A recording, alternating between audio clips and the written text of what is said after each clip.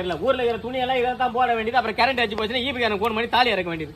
மேல பாரு ஈபி தவிர மீது எல்லாம் ஒயர் இருக்குது. கேபிள், டிவி, ஸ்பீக்கர், மைக்கு, கேமரான்னு.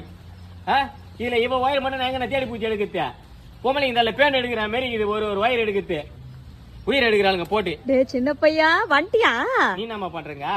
இது என் ஃப்ரெண்ட் விடுதான்டா. ரொம்ப நேரமா கரண்ட் இல்லன்னு சொன்னா. ஈபி கார்டு கூட ஏன்டா குடு. இங்க பாரு இது வரைக்கும் ₹1 இந்த நாயில புரோஜனம் உண்டா? ₹1 ஈவி கட்டணது இல்ல. ஃபுல்லா பிரி கரண்ட்ல உட்காந்துங்கிறான். விலைக்கு ஏற்றி வச்சு உட்காந்துங்க அந்த நாய்க்கு. 1000-2000 கட்டினா அவ்வளவு கிருஷ்ணால் ஊத்தி கொத்தி செத்துரு பாப்பா ரோட்ல வந்து நின்று.